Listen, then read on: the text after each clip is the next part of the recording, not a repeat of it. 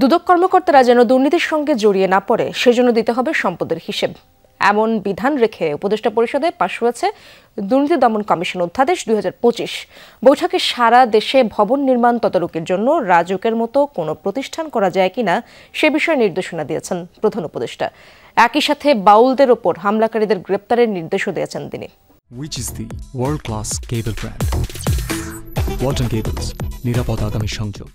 বৃহস্পতিবার রাজধানীর তেজগাঁওয়ে প্রধান উপদেষ্টার কার্যালয়ে উপদেষ্টা পরিষদের সভা অনুষ্ঠিত হয়। এতে সভাপতিত্ব করেন অধ্যাপক মোহাম্মদ ইউনুস।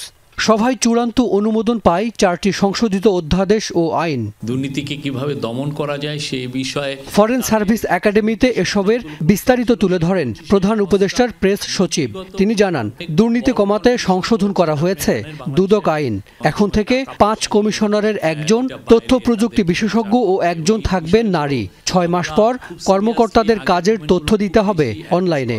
যারা দুর্নীতি দমন কমিশনে আছেন তাদের অফিসারদের মূলত এটা এখনো ডিসাইড হয় নাই যে কারা কারা করবেন, বাট একটা নীতিগত ডিসিশন হয়েছে যে দুর্নীতি কমিশনের যে অফিসার বা যারা এই সরাসরি এই দুর্নীতি দমনের সাথে সম্পৃক্ত তাদের সম্পদের হিসাব দিতে হবে। এটা আজকে ক্যাবিনেটের একটা বড় সিদ্ধান্ত।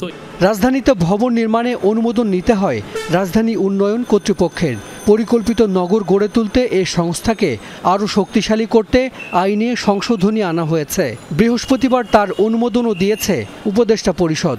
এছাড়া উপদেষ্টা পরিষদে পাশ হয়েছে আরও 2টি অধ্যাদেশ। গ্রামে গ্রামেও 4তলা 5তলা বিল্ডিং হচ্ছে, কিন্তু কথা হচ্ছে যে এই বিল্ডিংটা কি বাংলাদেশের ন্যাশনাল বিল্ডিং কোড মেনে হচ্ছে কিনা, আমরা যে বিল্ডিংগুলো করছি সেখানে কি অ্যাডুকুয়েট ফিচার আছে কিনা, এটা কি ভূমিকম্পকে প্রতিহত করতে পারবে কি, বা এটা কি সহনীয় কিনা, বা এখানে ফায়ার সেফটি মেজার নেওয়া আছে কিনা। সেই জন্য আজকে চিফ অ্যাডভাইজার বলেছেন যে এমন কোনো অথরিটি করা যায় কিনা যেটা সারা বাংলাদেশের কনস্ট্রাকশনের অনুমোদনের এটা কাজ করবে। বাউলদের উপর হামলাকারীদের গ্রেপ্তার করতে নির্দেশ দেওয়া হয়েছে বলেও জানান শফিকুল আলম।